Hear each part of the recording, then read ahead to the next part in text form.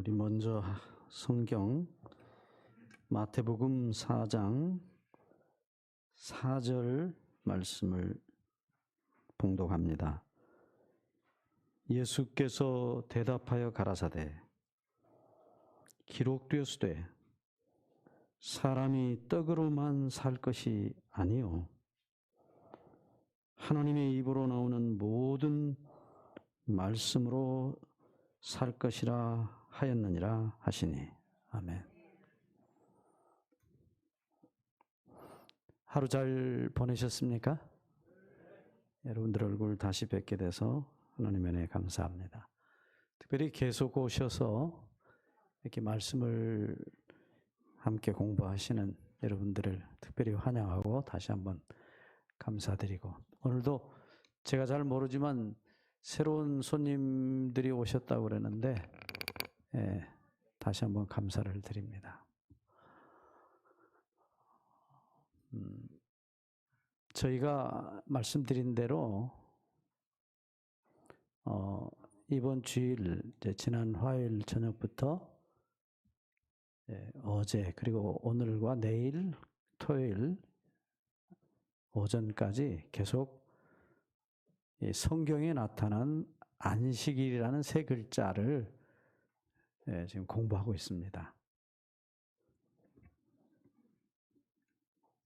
제 개인적인 간증이라 그럴까요? 제 옛날 얘기를, 제 인생 스토리를 얘기를 쭉 드리면서 말씀을 드리는데, 말씀드렸지만 저는 이 세 글자, 안자하고 식자하고 일자하고 이 세 글자 때문에 제 인생이 바뀌었습니다. 정말 생각지도 못한 인생을 저도 살았어요. 그래서 어쩌면 그 세 글자에다가 제 인생을 다 바쳤다고 해도 과언이 아닙니다. 이유는 간단했어요. 이유는 제가 예수님을 믿는 사람으로서 예수님이 말씀하신 말씀을 순종하고 따라가는 것이 마땅하다고 생각해서 그렇게 살았습니다. 다른 이유 아무것도 없습니다. 오직 그 한 가지 이유뿐입니다. 근본적으로 말씀드리자면 예수님이라는 분이 저를 이렇게 만든 겁니다. 말씀드렸지만 저는 목사가 될 자질이 아예 없는 사람이에요. 제가 목사를 10년 할 때까지요, 천정 보고 설교했어요. 이렇게 위에 보고 설교합니다. 대인공포증이라고 그러죠. 사람을 대하면 이렇게 부들부들 떨리고 그 다음에 얼굴이 홍당무가 되고 입이 부들부들 떨리고 그래요. 특별히 여자들 앞에 서면은 아주 큰 감당이 안 됩니다. 그런 사람이 무슨 목사를 하겠어요. 지금 제가 여러분들을 이렇게 뵙고 말씀드리는 건, 옛날에 저를 아시는 분들은 저 사람이 아주 뻔뻔해졌다 그렇게 말해요. 저를 보고. 어떻게 저 사람이 저렇게 변했냐 그래. 이제 그게 직업이라는 게 그렇게 무섭기는 하더라고요. 근데 지금도 똑같아요. 이렇게 좀 사람이 많이 모인 자리에 가면 다리가 후들후들 떨립니다. 제가 목사 노릇을 42년 했거든요. 적지 않은 세월인데 그래도 안 고쳐지는 것이 이 대인공포증이에요. 지금도 그래요. 자, 제가 오늘도 여기 올라와서 여러분들 뵐 때 아까 우리 목사님 2년이라는 표현을 하셨는데요. 정말 그렇습니다. 여기 연세 높으신 우리 어르신들은 더 그런 걸 느끼실 줄 압니다. 인생을 좀 살고 나니까 무슨 생각이 드냐면 그 생각이 들어요. 여러분들 여기 연세 높으신 어르신들은 그런 생각 저보다 더 많이 하실 줄로 압니다. 지금 나이가 들고 지금 코로나 때문에 못하지만 목욕탕을 가면 다 똑같아요. 저분이 장관을 했는지 시장을 했는지 시장에서 뭐 콩나물 장사를 했는지 몰라요. 다 벌거벗고 가면 그냥 저 사람이 저 사람이고 저 사람이 저 사람이에요. 그렇죠? 그리고 정말 순식간에 인생이 갔다는 건 뭐 저도 인정합니다. 옛날 어른들의 말씀이 하나도 틀리지 않아요. 정말 일장춘몽입니다. 어제 하루 지난 것 같은데 제가 나이가 이렇게 됐어요. 여기 연세 높으신 어르신들은 제 말에 동의하시죠? 예. 그래서 제 지금 솔직한 심정은요, 여기 서 있는 저 솔직한 심정은 저를 비롯해서 여러분 모두가 꼭 영원한 생명을 얻게 되시기를 소원하는 것이 제 가장 깊은 마음속에 있는 소원입니다. 그래서 어떻게 영원히 사느냐? 예, 우리 공부하셔야 돼요. 연구하셔야 됩니다. 이런 얘기를 드려서 좀 죄송합니다만은 삼성 이병철 회장님 여러분들 다 아시죠? 지금 이건희 회장님, 예, 그 아버님. 지금은 이재룡 이재룡 회장 부회장님의 이제 할아버지 되시죠. 이병철 회장님 여러분들이 다 텔레비를 한 번이라도 보셨을 거예요. 근데 그 어르신이 돌아가시기 전에 정말 고생을 많이 하셨답니다. 미국에 가도 몰래 이렇게 가셔서 수술하시고, 그래서 미움도 잘 못 넘기시고, 그게 참 어렵게 사시다 가셨어요. 근데 그 마지막 임종을 전해 들었는데요. 뭐 제가 보진 않았으니까 뭐 거의 맞는 소리겠지만 정확한 소리는 아닐 수도 있습니다. 근데 그 어르신이 이제 삼성병원 뭐 특실인지 뭐 아주 아주 좋은 고급 병실에서 가족들 다 이렇게 모인 자리에서 자녀들까지 뭐 가족들 다 들었는데 마지막으로 누가 나를 좀 도와줄 수 있겠느냐 그러시고 얼마 후에 돌아가셨다고 그래요. 참 안타깝죠. 우리 한국의 참 별과 같은 분입니다. 예, 그런 별과 같은 분들, 정주영 할아버지, 예, 이병철 할아버지, 이런 할아버지들이 안 계셨다면 우리가 어떻게 됐겠어요? 참 우리나라가 지금 세상을 뒤흔드는 나라가 됐어요. 여러분 방송 많이 보시죠? 예, 삼성이라는 회사가 세계적인 회사가 됐어요. 옛날에는 뭐 일본 소니니 뭐 그런 회사들이 뭐 그래도 이름 내고 살았는데 요즘은 다 뒤로 갔고, 예, 이제는 삼성이라는 회사가 세계를 뒤흔드는 회사가 됐어요. 미국 대통령, 여러분들 지난번에 바이든 대통령이 오셔서 누구부터 만났죠? 네, 이재룡 우리 삼성 부회장부터 만납니다.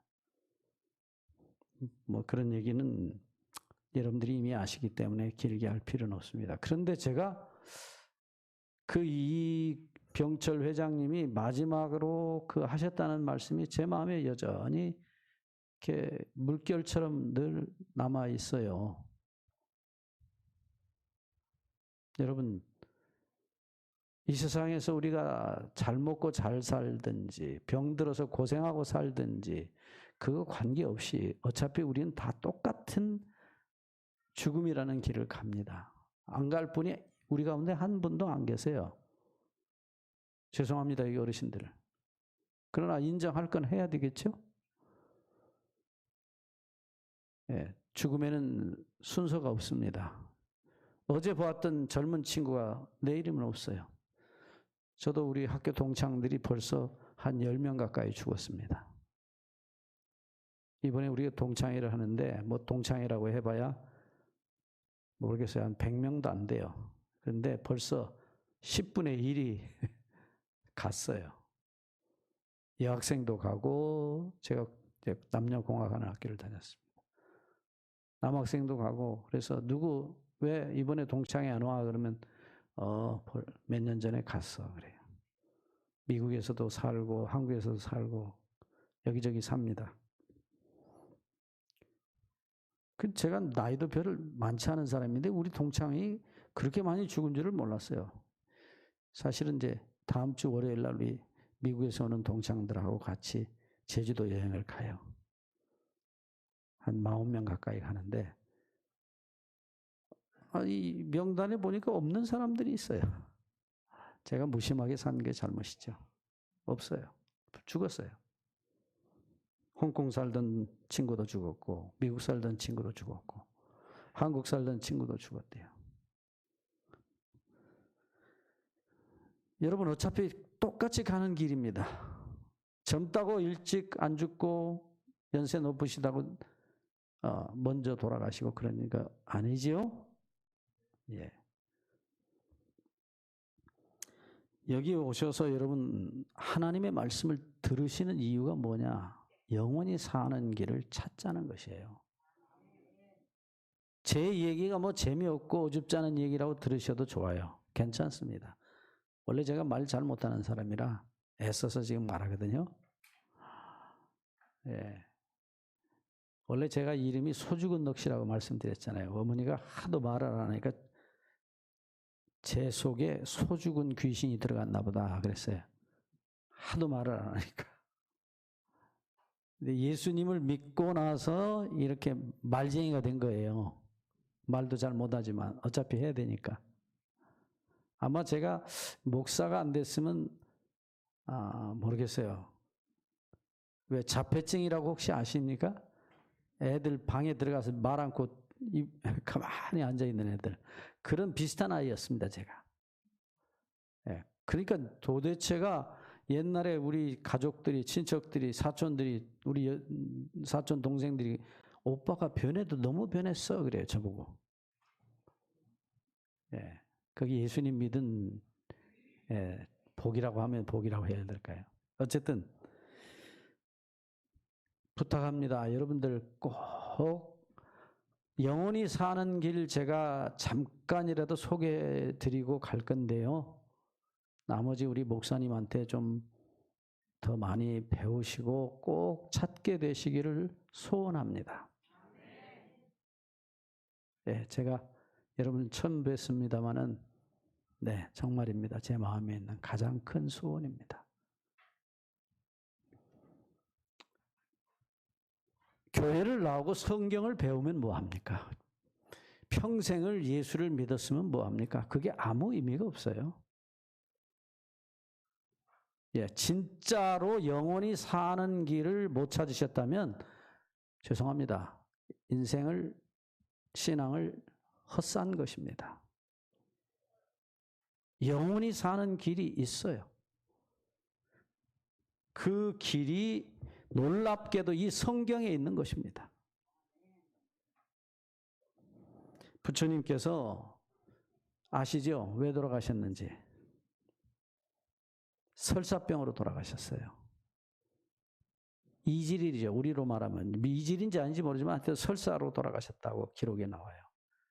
근데 부처님 돌아가시기 전에 제자들이 이제 뭐 불교에서 말하는 죄를 벗는 해탈이라고 그러죠.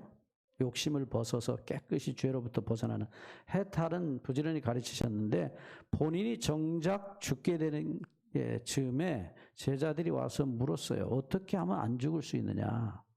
안 죽는 길이 뭐냐라고 부처님한테 물으니까 그 길은 답이 없다. 그렇게 말씀하셨대요. 여러분, 이 지구상에서 죽은 사람 가운데 무덤이 텅 비어있는 사람 무덤이 하나 있어요. 저 예루살렘, 이스라엘에 가면 지금도 예수님 무덤은 텅 비어 있어요. 한 사람, 예수님의 무덤만이 비어 있습니다. 저도 거기 가봤거든요. 근데 요즘에 뭐 이제 그 무덤의 본래 자리를 찾았다고 그래서 사진도 보고 그랬는데 이렇게 둥근 돌을 아주 큰 바위입니다. 돌이라기보다는 엄청나게 무거운 돌로 된 뭡니까 문이라고 해야 될까요? 거기 이렇게 돌을 굴려서 막아놓은 그런 무덤이 예수님 무덤이랍니다. 비어 있습니다. 종교라는 말은 여러분들 제가 평생 저는 가르치는 일을 많이 했어요. 제가 선생이 아니지만은 그렇게 가르치라고 자꾸 하니까 가르치는 일을 한 25년 했습니다. 그래서 제가 늘 가르칠 때마다 드린 말씀이 있어요. 여러분들 종교라는 말을 많이 들어보셨죠? 종교가 그 말 뜻이 뭐냐 하면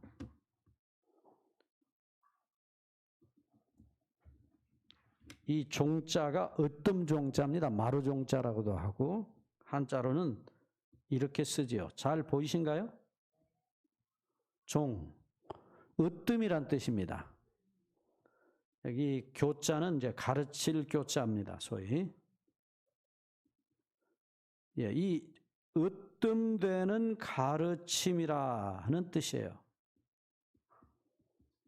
이게 좀 어색해서 제가 잘 못 쓰겠는데 어쨌든 자 보시죠. 여기 으뜸되는 가르침이 뭐냐? 뭐가 이 세상에서 제일 최고의 가르침일까요? 돈 버는 법입니까? 건강하게 사는 법입니까? 네, 아닙니다. 죽지 않는 법을 가리키는 것. 이거보다 더 큰 가르침은 없어요. 죽음을 해결하는 가르침을 종교라 그래요. 철학은 달라요. 종교와 철학이 다른 점이 이것입니다. 세상에 어떤 이야기하고도 비교가 할 수 없는 얘기가 뭐냐면 죽지 않는 법을 가르치는 으뜸되는 가르침, 종교가 소위 최고의 가르침이에요. 여러분 중국의 진시황이 찾으러 다닌 게 뭐였어요? 불로초입니다. 늙지 않는 풀을 찾으러 다녔어요. 왜요? 세상의 모든 걸 다 얻었어요. 중국을 통일했습니다. 어마어마한 일을 했어요. 권력도 가져봤고, 여자도 자기 원하는 여자는 다 데리고 살고, 금은 뭐가 다, 모든 거 다 자기 거예요. 그런데 그 행복을 안 죽고 계속 누리고 싶은 거예요. 안 죽는 법. 이 행복을 영원히 나 혼자 누리겠다. 욕심도 많죠.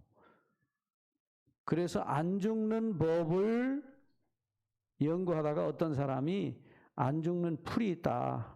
그게 불로초다. 아니 불자, 늙을 노자, 풀초자.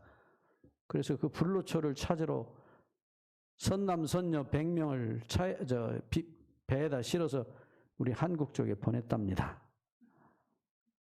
제주도 분들 얘기입니다. 그래서 그 중국 분들이 와서 제주도 살아서 제주도 사람들 조상이 됐다. 제주도 분들이 그런 얘기를 하시는 분들이 계세요.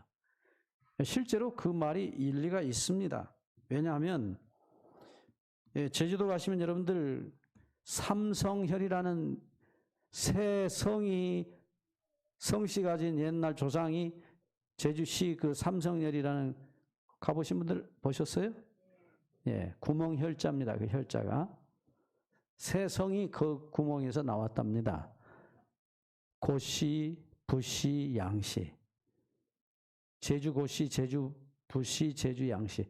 혹시 이 가운데 계십니까? 고씨, 부씨, 양씨? 아마 계실 텐데, 여기 계시네요. 우리 집사님은 성이 고씨입니까? 고씨, 제주 고씨. 제 제일 친한 친구가 검사로 있다 은퇴한 제 친구가 고씨예요. 이름이 참 희한한 이름이에요. 천척이라고. 천척만큼 크다고, 큰 사람 된다고 그래서 그래서 정말 서울법대 나와서 검사를 했어요. 제일 친한 친구인데 제가 그 친구 보고 물어봤어요. 야, 너희 조상이 저기 제주도 삼성열 구멍에서 나왔다는데 그게 맞는 소리냐? 야, 그 미신 같은 소리 너도 믿냐? 저보고 그러더라고요. 너도 안 믿냐? 그 소리죠, 제가. 그러니까 맞대요. 자기는 안 믿는데요. 근데 제가 중국에 가서 깜짝 놀란 게요. 중국 남쪽에 가니까 고시부시 양씨가 굉장히 많아요. 아주 많아요. 거기는 대부분 성씨들이 고시부시 양씨예요. 중국 남쪽에. 아, 그래서 이분들이 중국에서 오시긴 오셨나 보다. 제가 알았습니다. 근데 여러분 생각해 보십시오. 진시황이 뭐 100명 선남 선녀를 배에다 태워가지고 가서 찾아오라고 한 게 불로초인데 못 찾았거든요. 그게 못 찾아서 돌아가면 다 죽을 것 같으니까 뭐 안 돌아갔다. 그런 얘기가 있다고 그래요. 그래서 제주도 살았답니다. 모르겠습니다. 자, 여러분 안 죽는 방법, 죽어도 다시 사는 방법, 부활하는 방법, 영원히 사는 방법이 뭘까? 예, 저희 외삼촌이 어제도 말씀드렸지만 가야금 공장 하신 한량이에요. 이제 많이 편찮으시다고 그래서 갔어요. 돌아가실 것 같아요. 근데 저희 외숙은 말씀드렸지만은 특별한 얘기 아니면 입을 여시는 분이 아니에요. 근데 짠뜩 힘드신 거예요. 본인이 생각해 보니까 이제 자기 돌아가실 날이 가까운 거예요. 저를 보고 홍 목사야, 나 천당 가겠지야 그러시더라고요. 왜요, 삼촌? 내가 너 알다시피 누구 속색인 일 없고 돈 빌려갖고 안 준 일 없고 나 그래도 그렇게 나쁜 사람 아닌데 천당 가겠지야 그러시더라고요. 제가 무슨 저승사자입니까? 천당을 보내고 안 보내고. 돌아가실 시간이 되니까 겁이 나는 거예요. 죽는 것처럼 겁나는 게 없거든요. 여러분 죽는 거 경험해 보셨습니까? 제가 나이가 뭐 어린 사람이지만 저는 죽어봤어요. 장티푸스를 3번 앓았거든요. 젊어서요. 한참 젊어서. 결혼 이제 막 했는데 저희 집 사람이 이제 청산과부 만들게 된 거예요. 장티푸스가 왔는데 무서워요. 장티푸스 얼마나 무서운지 아시죠? 옛날에 아주 욕 중에 큰 욕이 뭐냐면 연병에 땀 못 내고 죽을 놈이라는 욕이 있어요. 연병이 그게 뭐예요? 장티푸스요. 하루에 목욕을 해야 돼요. 2번 땀으로. 내일을 껴입고 두꺼운 옷을 입고 뜨거운 아랫목에 들어가서 이불을 뒤집어 쓰고 땀을 2번 내야 하루를 버텨요.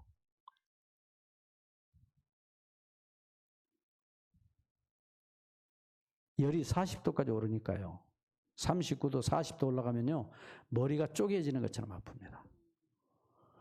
근데 이 장티푸스가 제일 무서운 것은 뭐냐면 여기 혹시 뭐 의사 선생님이나 간호사나 계신지 모르겠습니다만 저도 이제 장티푸스에는 아주 이제 돌팔이에요. 하도 많이 고생해서. 이 균이 장에 들어가서 왜 장티푸스라고 그러냐면 대장, 소장이 장에 들어가서 이 균이, 티푸스라는 균이 그 갉아먹어요. 장을. 그러면 나중에 종이같이 너덜너덜해지고 그게 마지막에 터지면은 복막염이 돼서 속에서 썩어서 죽어요. 수술도 못해요. 다 덜렁덜렁한데 뭐 어떻게 할 거예요? 근데 그 병을 제가 3번 재통을 했어요. 그러니까 예, 참 뭐 얘기를 다 못합니다.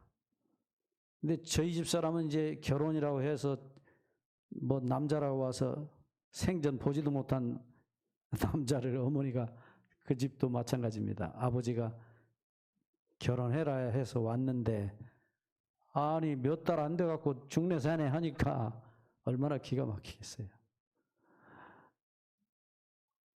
저는 희한합니다. 제가 아주 참 골고루 희한한 사람이에요. 아무리 아파도 죽을 못 먹는 사람이에요, 저는. 죽으면 죽었지 못 먹는 것이 죽이에요. 근데 의사 선생님이 뭐만 먹으라냐면 신건지 국물에다가 흰죽만 써서 먹으래요. 근데 죽어도 못 먹겠어요. 그러니까 날마다 이제 뭐 그냥 몸이 점점 쇠해지는데 마지막에 옷 입고 구두 신고 병원 저울 때 올라갔더니 48kg예요. 그러니까 몇 킬로인지 여러분 상상해 보세요. 구두 신고 양복 입고 외투 입고 올라가서 몸무게 재니까 48kg니까 뭐 한 40kg나 43kg나 나갔나 봐요. 뼈밖에 없이 됐어요. 근데 우리 여동생이 자기 이제 소위 말하면 이제 올케가 너무 불쌍하다. 제가 못 먹으니까 같이 못 먹는 거예요. 그러니까 그 사람 굶고 저는 뭐 아파서 굶고 불쌍하다고 자기 새언니 불쌍하다고 인절미를 요만큼 바구니다 해가지고 와서 언니 이거라도 먹어 갖다 줬어요. 근데 제가 누워서 지금 가물가물한데 그걸 보니까 눈이 번쩍 뜨인 거예요. 저는 먹으면 살겠다. 그래서 야 나도 좀 주라. 그래가지고 그걸 5개를 입에다 넣고 물이 되도록 씹어서 넘겼어요. 왜냐하면 소화력이 전혀 없으니까요. 몇 달 동안 아무것도 못 먹으니까 뭐가 들어가면 소화를 못 시켜요. 여기가 아주 이렇게 그야말로 쪼그라든 것입니다. 근데 그놈을 5개를 먹었는데 이제 시작이 되는 겁니다. 사람이 땅속으로 이렇게 쑥 내려가요. 그렇지 않아도 죽을 판인데 의사 선생님이 이렇게 검진을 해보시더니 장이 지금 종이짝같이 됐습니다. 그 말이야. 그러니까 약도 안 들어요. 장티푸스에 아주 특효약이 있습니다. 신도마이신이라는. 지금도 그게 유일한 약이랍니다. 그보다 더 좋은 약이 나왔는지 모르겠어요. 그때는 그것이 최고예요. 그 이상 약이 없어요. 하도 많이 먹어서 제가 이름도 잘 기억해요. 신도마이신. 그게 안 듣는 겁니다. 그러니까 의사도 포기를 했어요. 뭐 이건 어떻게 나도 못하겠다는 거예요.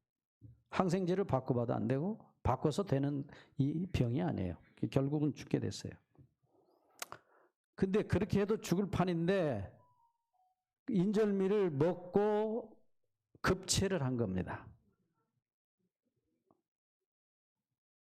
여러분, 저는 죽는 거 알아요. 어떻게 죽는지. 이렇게 땅속으로 사람이 쑥 들어가요. 그러니까 무덤에다 발 하나 넣었어요. 소식을 듣고 온 우리 친구가 병원에서 쫓아왔는데 보니까 사람이 이미 갔거든요. 거의 의식도 없고. 근데 그 친구가 저를 딱 보더니 뭐 병원에서 있었던 친구라 금방 알죠.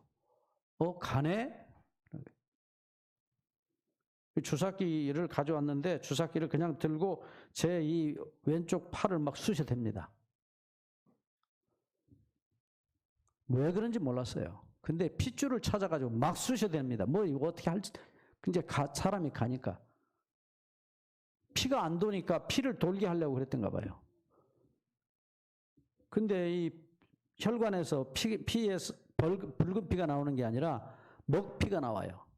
피가 다 이미 거의 굳어가는 거예요. 그러니까 저를 들쳐업고 화장실에 가서 저를 그 변기 속에다가 머리를 쳐박고 사정없이 제 등을 두드리고 아주 땀을 쭉쭉 흘리고 저를 살려내려고 손을 이 목으로 집어넣어서 그냥 잡아다니고 등을 사정없이 두들기고 얼마 있으니까 노란 물이 이렇게 꾸역하고 나오더라고요. 그 인절미 물이에요. 제가 그 친구 아니었으면 지금 이 자리에 서 있지 않습니다. 벌써 갔어요. 저는 그때 죽는 게 뭔지 알았어요. 근데 제가 그때 전도사입니다. 소위 전도사, 교회 이 성경 가르치는 전도사인데 아무 생각이 안 나요. 딱 하나 생각나는 게 있어요. 죄요, 죄. 그 제가 마지막으로 무슨 기도를 했느냐? 그 기도했어요. 딱 한마디. 하나님, 제 죄 많은 인생을 용서해 주십시오. 그게 마지막 기도였어요. 이 큰 절벽을 제가 앞에 딱 대하고 섰는데 절벽 속으로 혼자 쑥 빨려 들어가는 겁니다. 그 절망을요, 아무도 모릅니다. 죽을 때 마누라가 같이 죽어주는 것도 아니고 어머니가 같이 나하고 같이 돌아가시는 것도 아니고 아무도 없어요. 나 혼자 그 영원한 죽음 속으로 빨려 들어가는데 그 절망을 무엇이라고도 설명을 할 수가 없어요. 죽음이 얼마나 무시무시한지 저는 그때 죽는 게 뭔지 알았어요. 저 청송이라는 데 아시죠? 경상북도 청송. 우리나라에서 제일 골치 아픈 죄수들만 잡아다 놓는데요, 거기는. 근데 그 청송교도소에 근무했던 교도관, 우리 장로님이 그래요. 이렇게 유리창을 파싹, 요즘은 유리창이 그래도 이렇게 좀 부드럽게 깨지죠? 동그랗게. 옛날 유리창 뻔하잖아요. 날카롭게 깨지는데. 교도소 유리창을 사정없이 깨가지고 그 유리, 그 뾰족뾰족한 유리를 입에다 넣고 지근지근 씹어서 먹는데요. 사형 선고 받고 이제 죽는 날 기다리는 사람은 눈에 보이는 게 없는 거예요. 그리고 교도관하고 그렇게 싸우는 거예요. 야, 이 새끼야. 해봐라. 난 어차피 죽을 놈이다. 그 교도관하고 그렇게 싸우는 거예요. 그러니까 이미 사형 선고를 받은 사람에게는 보이는 게 없는 거예요. 그런데 막상 사형당하는 날은 그렇게 독한, 소위 요즘 말하면 깡패 두목들입니다. 조폭 두목들이 이렇게 생긴 친구들이 교도관이 옆에서 양쪽 어깨를 끼고 계단 위로 이제 우리나라 사형 방법은 아직까지는 교수형입니다. 목매는.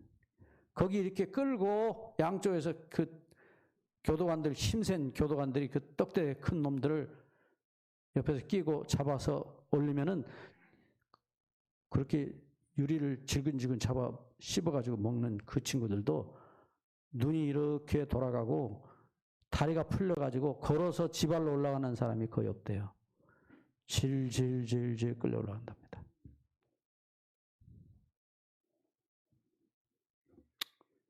죽음이 얼마나 무서운지 경험해보지 않은 사람은 몰라요.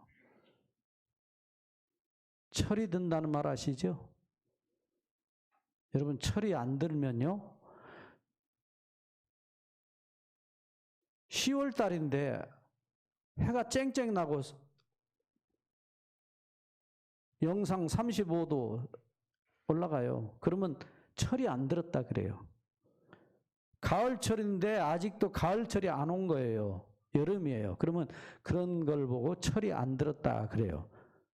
철이 든 건요, 10월 달이면 낙엽이 지고 찬바람이 불어야 돼요.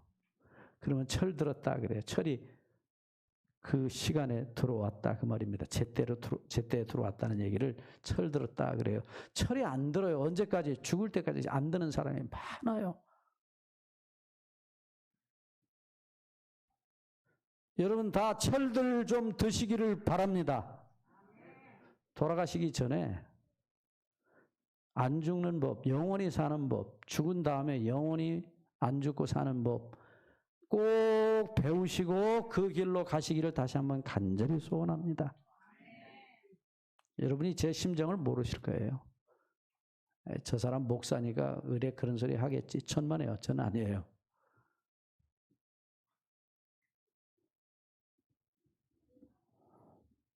제가 어제도 얘기했지만 어려서 제가 지옥문 보고 와서요. 영화, 불교 영화. 땅이 푹 꺼지면 그 다음에 뱀이 드글드글하는 뱀지옥이요. 또 푹 꺼지면 바늘이 솟아있는데 바늘이 대굴대굴 굴러 지옥. 푹 꺼지면 기름감 하던 데고 튀김 하다가 죽기 전에 꺼내가지고 또 푹 꺼지면 유황불에 지글지글 태우는 지옥. 여러분, 그런 지옥이 있다고 하면요. 절대로 가면 안 돼요.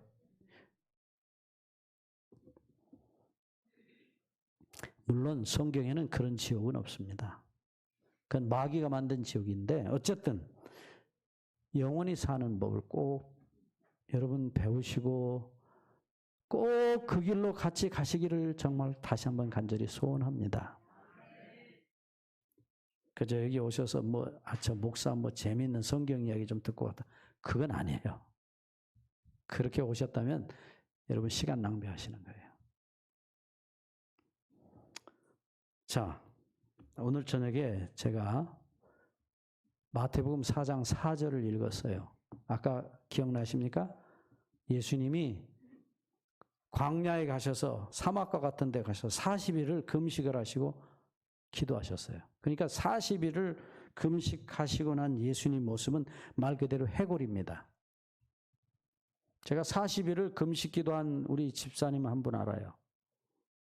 시골에 가서 집을 하나 얻어가지고 기도한다고 40일을 아무것도 안 먹고 물만 마셨대요. 근데 예수님은 물도 안 마셨어요.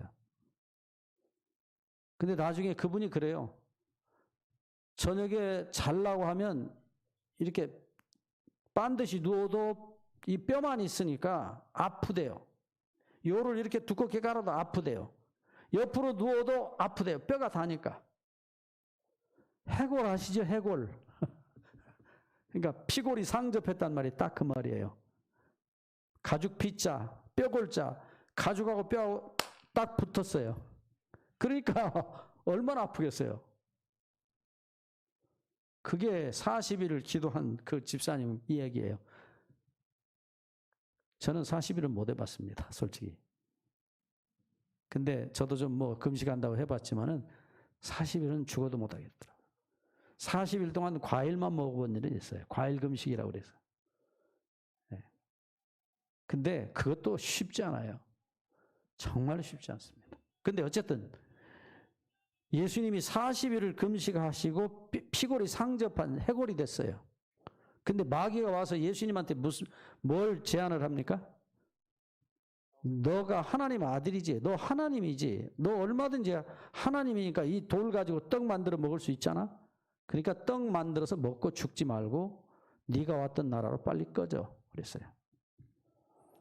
예수님은 이 세상에 오신 목적이 뭐냐면 죽으러 오셨어요.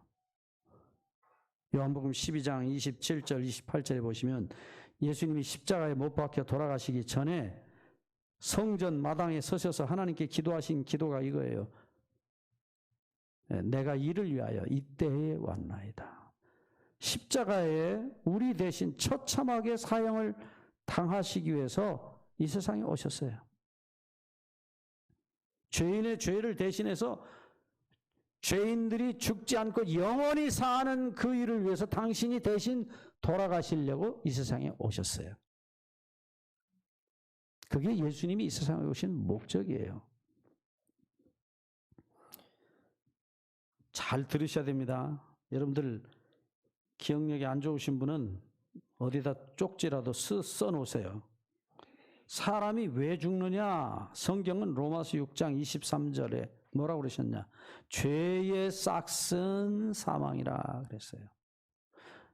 여러분들 왜 돌아가시는지, 연세 많으셔서 기운이 없어서 돌아가시는 그거 아니에요. 이유가 분명해요.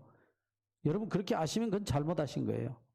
성경은 분명히 말하기를 죄를 열심히 지었더니 싹을 받았다는 게예요.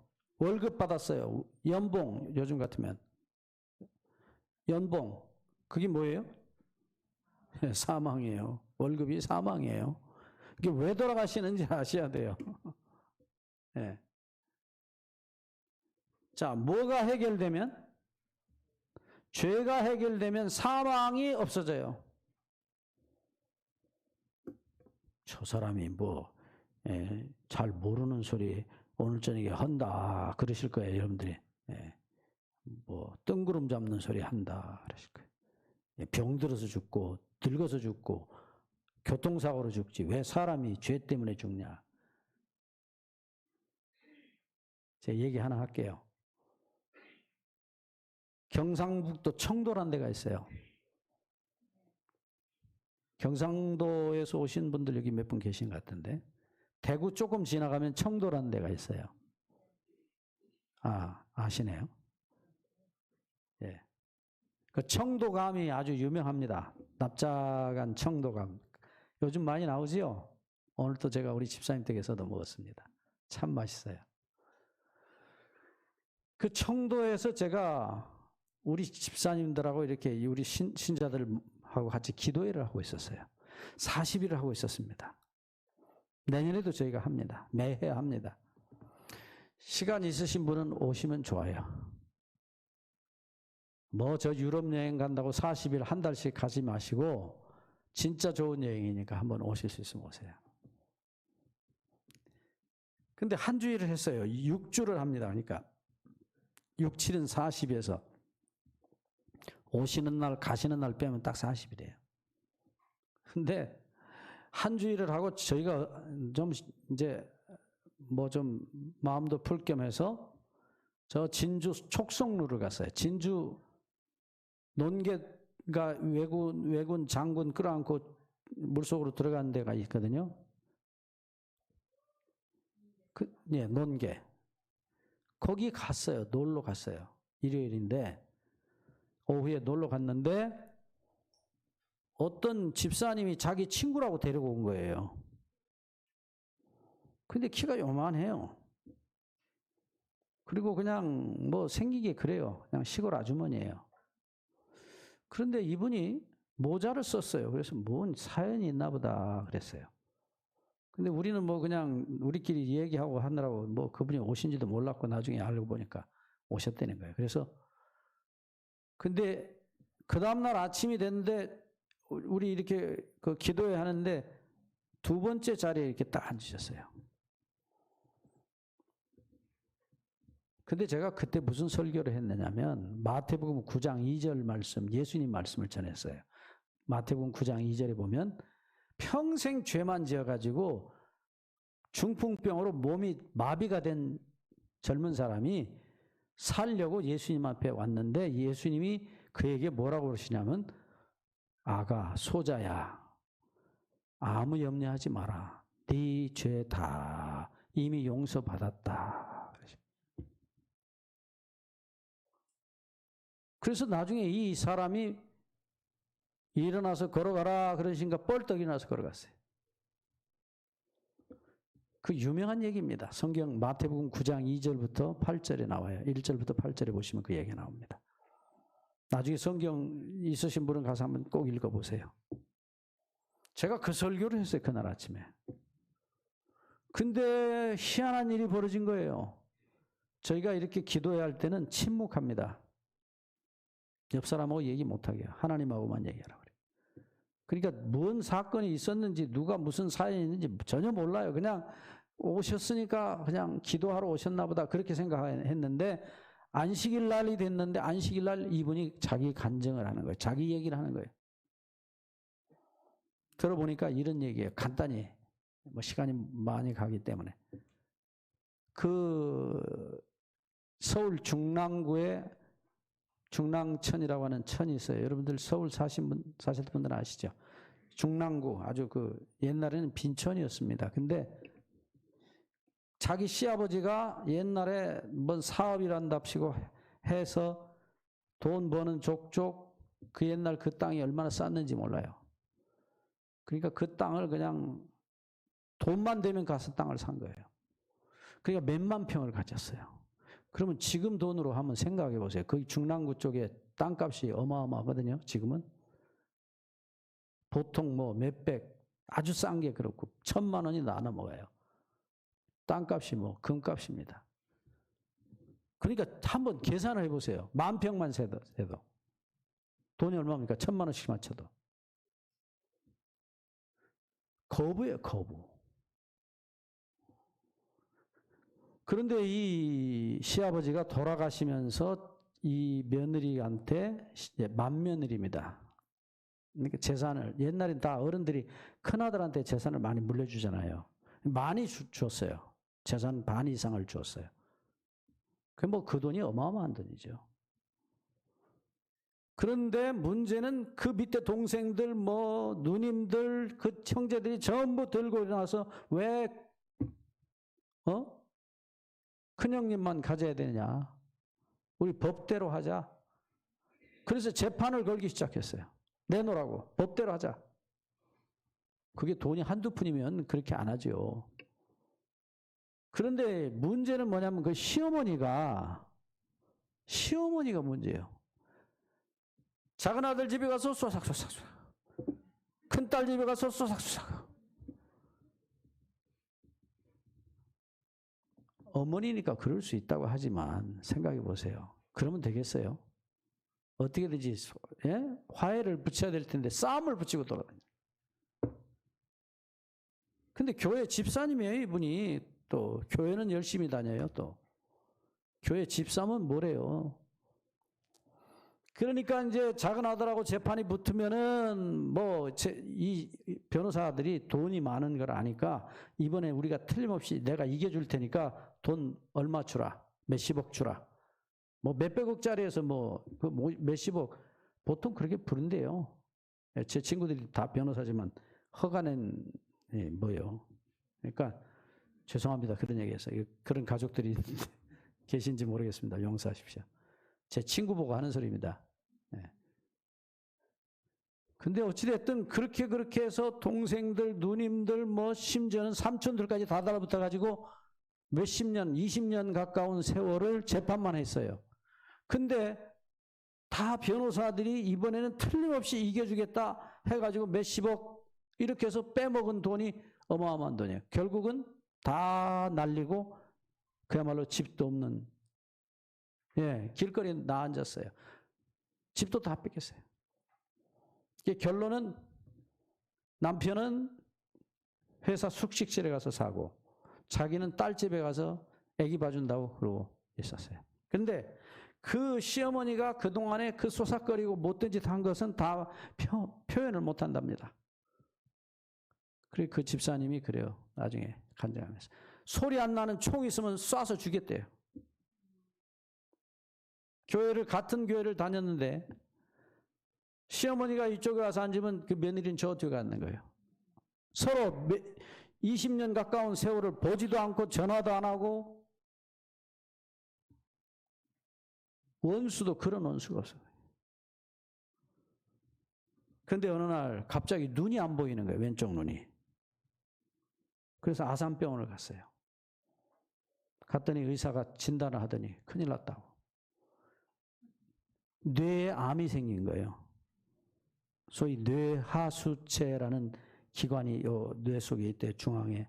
근데 뇌하수체 종양이에요. 이미 퍼져가지고 이 뇌가 암으로 가득한 거예요. 살아있는 게 기적이래요. 그러니까 그 암이 뇌신경을 눌러가지고 한쪽 눈이 실명이 돼버린 거예요. 안 보이는 거예요, 이렇게. 그 의사가 이래저래 하더니 우리는 방법이 없습니다. 이제 이거 뇌를 열고 뇌를 일부를 꺼내야 되는데 그러면 사람이 살겠어요? 그러니까 죄송합니다. 우리는 해드릴 게 없으니까 집으로 가시라고. 그래서 집에 와가지고 자기 남편하고 한바탕 한 거예요. 울고불고. 자기 남편 멱살을 잡고 키도 요만한 양반이 남편은 이렇게 떡대가 큰 사람이거든요. 울고불고 난리를 친 거예요. 내가 당신 집에 시집 와서 남은 것이 이것뿐이다. 죽게 된 거예요. 그리고 이제 마지막으로 기차여행, 저 부산까지 기차여행이나 한번 한다고 기차 타고 오다가 동대구역에서 자기 친구가 붙잡아가지고 야 잠깐만 좀 보자. 그래서 끌고 온 거예요. 그런 사연이 있는 줄을 전혀 몰랐죠.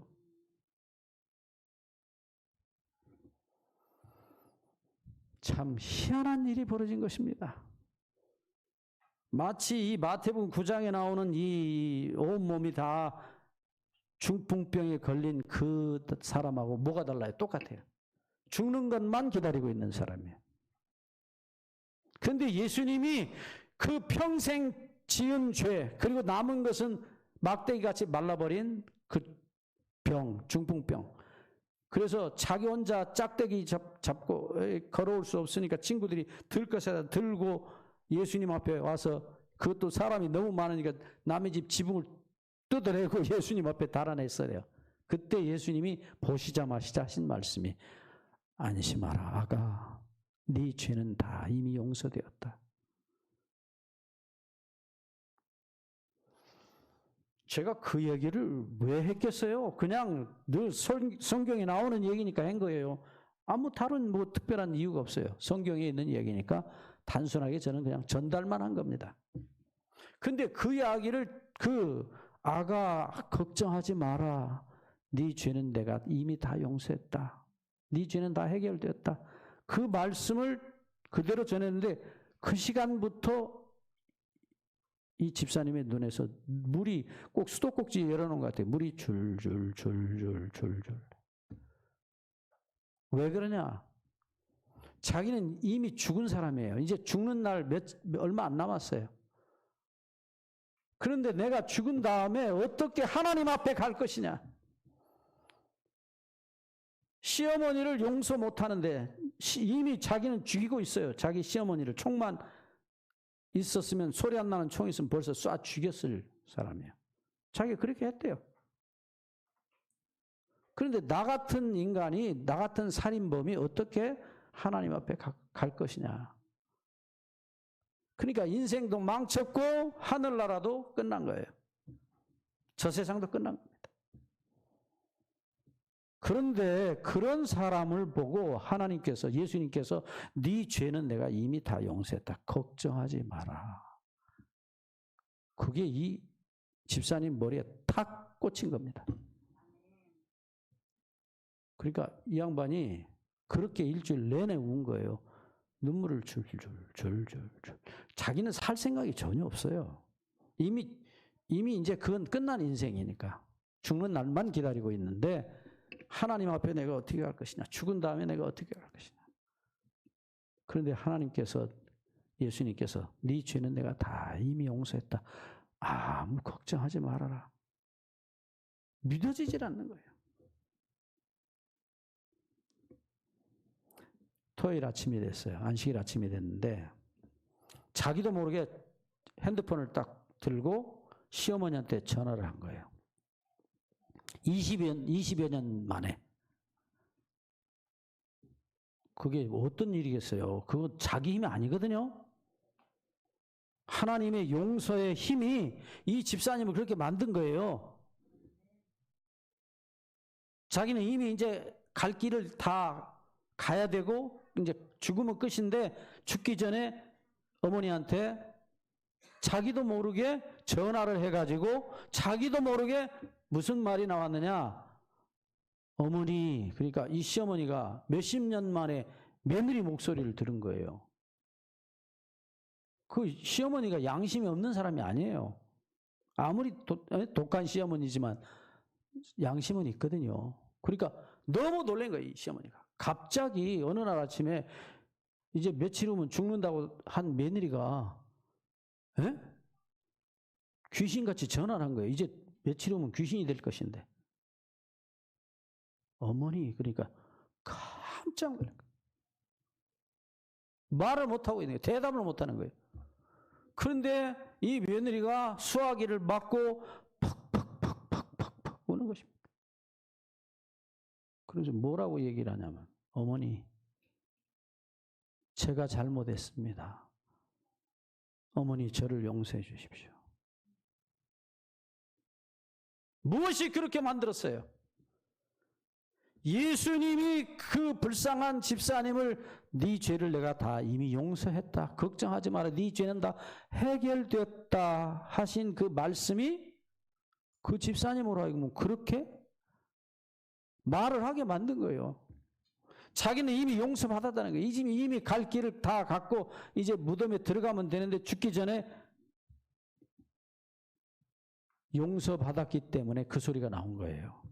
어머니, 자기 잘못한 거 하나도 없거든요. 다 그 일은 어머니가 저질러 놓은 일인데 자기도 모르게 어머니 제가 잘못했습니다. 용서해 주십시오. 수화기를 맞고 울면서 그 얘기를 하는데 어머니가 못 들을 리가 있어요? 아무리 수화기 맞고 얘기하지만 이 시어머니가 충격을 받은 거예요. 말을 못하는 거예요. 얼마 후에 이 시어머니가 울기 시작한 거예요. 말을 못하고 한참을 있다가 이 시어머니가 또 수화기를 맞고 울기 시작한 거예요. 그리고 아가, 내가 잘못했다. 양심은 있었어요. 그러니까 그날 아침에 고부간에 시어머니는 시어머니대로 며느리는 며느리대로 수화기를 맞고 팍팍팍팍팍 울고 있었어요.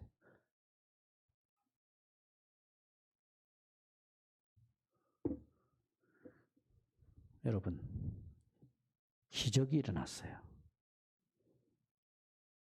이 며느리가요, 안 보이던 왼쪽 눈이 환히 보이는 거예요.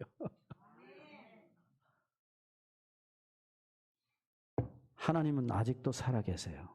여러분들, 하나님이 살아계신다는 걸 저는 수없이 봤어요.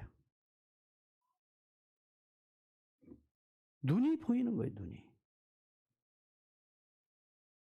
그날 아침에 간증을 하시는데 앞에 나와서 우리 다 울었죠. 이건 도대체 무슨 일이냐. 여러분들 성경 여기 교회 오래 다니신 분들은 아실 거예요. 손바닥만한 성경이 있어요. 이렇게 두꺼운 거, 신구약 다 들어있는 거, 깨알같이 작은 글씨로 된 거. 보셨어요, 그런 거? 옛날에는 꽤 많이 있었습니다. 요만한 게 두꺼운 성경. 제가 이제 좀 나이 들었다고 안경 써요, 저는. 제가 눈이 1.5인데 노안이 돼가지고 이거 안 쓰면 잘 안 보여요. 우리 집 사람이 이 얘기를 듣더니 여보, 당신은 목사가 돼가지고 안경 쓰고 믿음이 없어가지고 이 성경을 보냐. 그 집사님은 나보다는 조금 연세가 낮아요. 이제 60대, 60한 7, 8 됐는지 몰라요. 근데 돋보기 안 쓰고 그 성경을 봐요. 제가 물어봤어요, 만나서. 집사님, 진짜 보여요? 네, 너무 잘 보여요. 안경이 필요 없어요. 그래. 예? 뭐요? 그러니까 목사보다 집사가 훨씬 믿음이 좋은 거예요. 그 기도회가 마치고 남편이 놀러가고 쫓아온 거예요. 차에 싣고 아산병원에 다시 갔어요. 검사를 했더니 의사 말이 아니요, 이게 무슨 일입니까? 암이 하나도 없이 싹 없어진 거죠.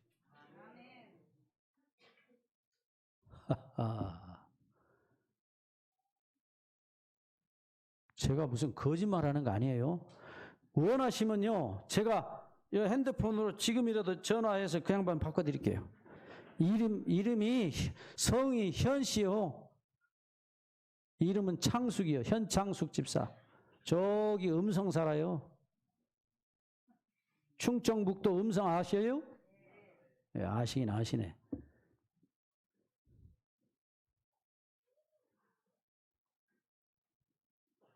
지금 11년째 살아있어요. 몇 달 전에도, 몇 달이 아니라 지난달에도 우리 기도하는데 오셨어요. 맨날 오시면 울어요, 그 양반은. 예수님 얘기만 하면 찍찍 뒤에 앉아서 울어요. 예수님 십자가 얘기만 하면 울어요, 이 사람은. 내 죄를 다 가져가시고 그렇게 갈기갈기 찢겨져 매 맞고 돌아가신 예수님. 자기 죄를 용서해 준 예수님. 그 얘기만 하면 울어요. 제가 다시 얘기합니다. 아주 중요한 얘기예요. 안 죽고 사는 방법이 뭐냐? 죽음의 원인인 사망의 씨앗인 죄가 제거되면 안 죽는 거예요. 아산병원 의사들이 하는 말이 아주머니 어디 가서 산삼 잡섰어? 뭔 약을 먹었어? 병원의 의사들이 이해가 안 되죠. 이 머릿속이 암으로 가득했던 그 집사님이 암이 한순간에 없어졌으니까. 안 믿으셔도 좋아요, 여러분들. 저는 본 얘기 그대로 여러분한테 전달만 해드리는 거예요.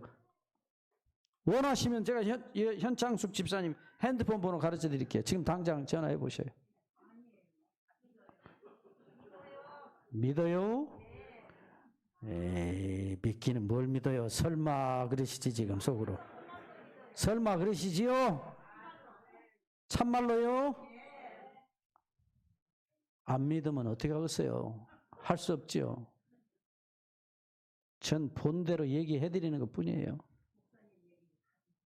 예, 목사 얘기라고 믿을 건 없어요. 목사도 거짓말 잘해요. 예, 근데 저는 제 얘기가 아니고 그 현 집사님 얘기 그냥 전달만 해드린 거예요. 그분이 저보고 그래요. 목사님, 제가요 갑자기요 새털같이 가벼워졌어요. 하나님께서 자기 죄를 마음에서 그대로 들어서 가져가셨다는 거예요. 언제요?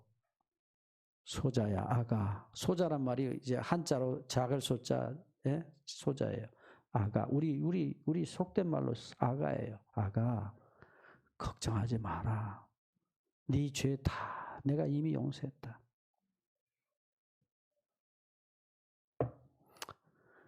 그 말씀을 듣는 순간 예수님이 죄를 그대로 가져가신 거예요. 그래서 새털같이 가벼워졌대요. 그리고는 눈이 돌아온 거예요. 요즘도 그 집사님은 요 손바닥 많은 성경 갖고 다녀요. 그거 봐요. 저는 돋보기 써야 보는데 목사보다 나서요. 하나님이 살리신 거예요. 죽음의 골짜기에서 생명의 골짜기로 데려오신 거예요. 뭐가 없어졌으니까? 죄가 없어졌으니까. 여러분, 자, 이제 오늘 안식일 문제 또 얘기합니다. 예수님이 왜 이 마태복음 4장 4절 말씀을 하셨느냐. 해골이 돼가지고 이제 죽게 생겼는데 다음 순간에 죽는 거예요. 그러니까 이렇게 절벽 끝에 서 있어요, 지금. 한 발만 더 디디면 죽음의 골짜기로 떨어져 죽는 거예요. 근데 예수님은 뭐라고 그러세요? 그 죽지 말고 떡 만들어서 먹고 살아라 그러니까 떡은 거절하고 하나님의 말씀으로 산다. 떡으로만 사는 게 아니라 여호와의 입에서 나오는 모든 말씀으로 산다. 그 얘기를 하셨어요. 그게 너무너무 중요한 얘기예요. 여러분이 떡을 열심히 잡수시면 마지막에는 어떻게 되죠? 옛날 어른들 말씀대로잖아요. 밥그릇수 채우면 어떻게 돼요? 밥그릇수 채우면 어떻게 되냐고 마지막에. 예. 그러니까 밥만 먹고 사는 게 아니고 네? 하나님의 말씀으로 영원히 사는 법을 예수님이 가르치셨어요. 자, 신명기 8장 3절을 제가 여러분과 함께 보고자 합니다. 신명기서 8장 3절에 보시면 하나님께서 이스라엘 백성을 광야로 데리고 나오셔서 뭐를 주셨느냐? 만나라는 꿀 섞은 과자 같은 밥을 주셨어요. 날마다 주셨어요. 얼마 동안 주셨느냐? 6일 동안 주셔요. 며칠이요? 일주일 중에 6일 동안 주셔요. 만나를 주셔요. 날마다 주셔요. 그런데 제7일, 7번째 되는 안식일에는 안 주셔요. 신기하죠? 그럼 굶어 죽으라고? 아니요. 6번째 되는 날, 제6일에 2배를 내리셔요. 2배를. 그래서 미리 준비시키시고 제7일 안식일은 나가지 마라 그래요. 그날은 만나 먹는 날이 아니고, 물론 만나도 먹죠. 하지만 이 7번째 되는 날에는, 제7일에는 하늘에서 만나가 내려오는 게 아니라 말씀이 내려온다는 거예요. 말씀이. 하나님의 말씀. 예, 이 신명기 8장 3절 말씀을 예수님이 광야에서 마귀한테 시험 받으실 때 똑같이 하셨어요. 그 말씀 그대로 갖다 쓰셨어요. 사람이 떡으로만 사는 게 아니라 여호와의 입에서 나오는 모든 말씀으로 살 것이라. 자, 여러분 이제 그 다음 얘기가 중요해요. 오늘 이 이야기가 결론입니다. 잘 들으셔야 돼요. 예수님이 이 땅에 오셨어요. 그리고 옛날 광야에서처럼 이스라엘 백성들, 그 당시 유대인들을 데리고 들로 나가셔서 하늘에서 떡을 내리십니다. 예수님이 기도를 하니까 보리떡 5개, 물고기 2마리가 갑자기 5,000명을 먹이고도 3,000명을 먹이고도 남는 거예요. 그러신 다음에 요한복음 6장 48절부터 51절에 보시면 예수님이 무슨 말씀을 하시느냐. 나는 생명의 떡이라 그러셔요. 그러시면서 뭐라고 얘기하시느냐. 너희 조상들은 광야에서 만나를 먹었어도 죽었거니와. 6일 동안 만나를 내렸는데 너희 조상들이 다 먹고 다 죽었지 않느냐. 그러시면서 뭐라고 얘기하시냐면 나는 하늘로서 내려온 산떡이니 이 떡을 먹는 자는 죽지 아니하리라 그러셔요. 예수님이 자기를 생명의 떡이라 그러셔요. 나를 먹으면 안 죽는다 그래요. 언제 내린 떡이냐. 이 떡이 제7일 안식일에 내린 떡이에요. 옛날에는 뭐가 내렸느냐. 말씀이 내렸어요. 말씀. 근데 이 말씀이 아예 요한복음 1장 14절에 육신이 되어서 말씀이 사람, 이 고기 덩어리가 되셔서 우리 가운데 오셨다. 그분이 누구냐? 말씀이셨던 예수님이셨어요. 요한복음 1장 1절에 보시면 1절과 2절에 보시면 태초에 말씀이 계시니라. 그 말씀이 하나님과 함께 계셨으니 그 말씀은 곧 하나님이시니라. 그 말씀이 요한복음 1장 14절에 우리 가운데 육신이 되어 오셨어요. 그리고 그 말씀이 뭐라고 얘기하시냐면 나는 생명의 떡이니까 제발 나를 먹어주라 그래요. 자, 요한복음 6장 54절에 보시면 내 살을 먹고 내 피를 마시는 자는 죽지 않을 것이다.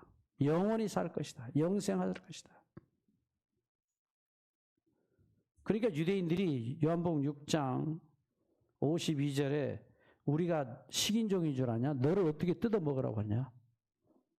도대체 뭔 소리냐? 그러니까 예수님이 다시 대답을 하셔요. 잘 들으셔야 돼요.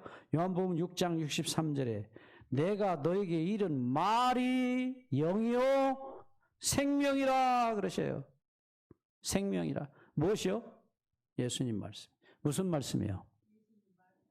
무슨 말씀이요? 그러니까 예수님 말씀 중에 무슨 말씀이요? 아까 보셨잖아요. 마태복음 9장 2절에 중풍병자에게 네 죄 사함을 받았느니라. 그러니까 예수님이 네 죄 대신 내가 죽고 네 죄를 다 용서하고 너는 영원히 죽지 않고 살 것이다.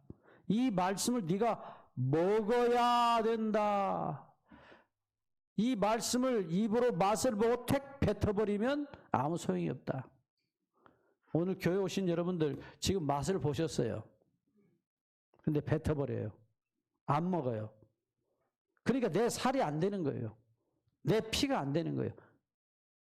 예수님이 우리에게 주신 말씀은 내가 내 살이 찢어지고 내 피를 쏟아서 너희들의 모든 죄를 다 내가 용서했다.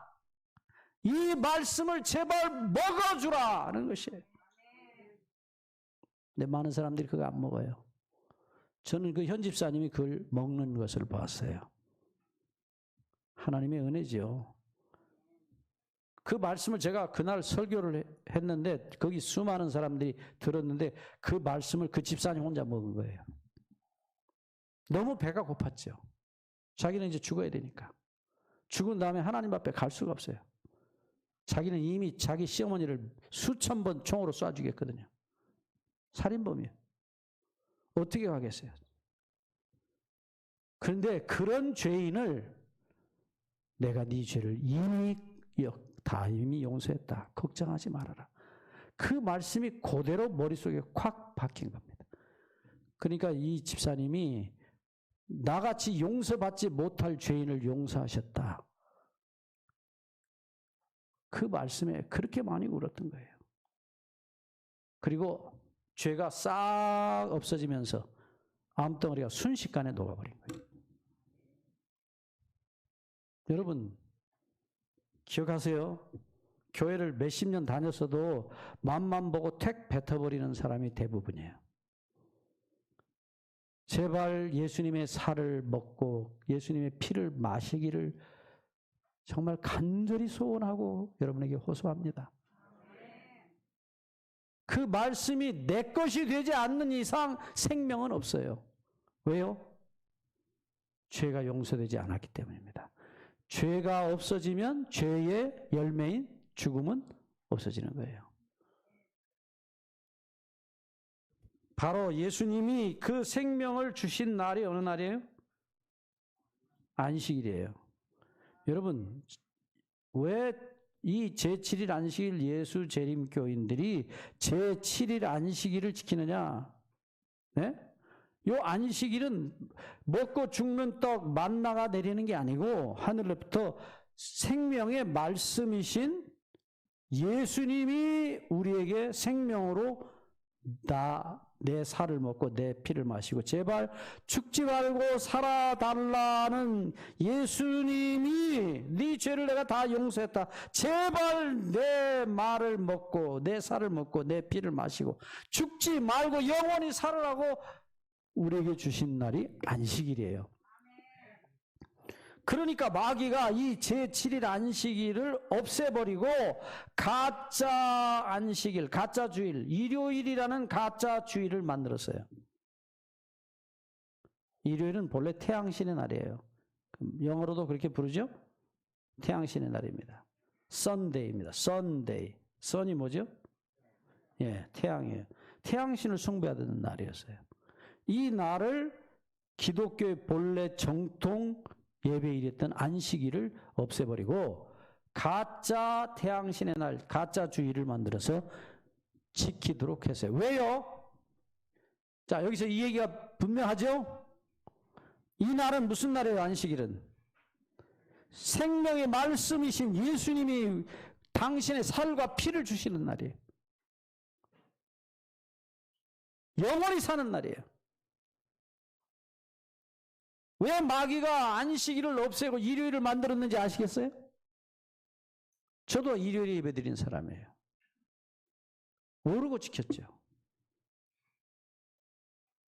이 영원한 생명을 주시는 이 안식일.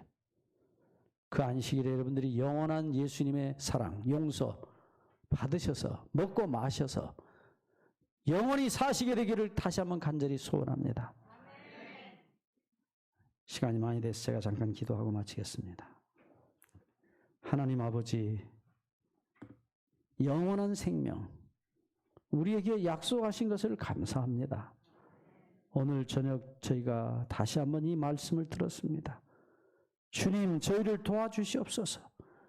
저희가 맛만 보고 믿어지지 않아서 뱉어버렸던 그 생명의 말씀, 그 용서의 말씀을 이제는 우리가 먹고 마실 수 있게 해 주시옵소서. 그 현창숙 집사님처럼 그 용서하셨다는 말씀을 그대로 먹어서 생명이 되게 하시고 용서받은 기쁨 속에, 용서받은 확신 속에, 영생의 확신 속에 살도록 축복해 주시옵소서. 예수 그리스도의 이름으로 간절히 기도하옵나이다. 아멘.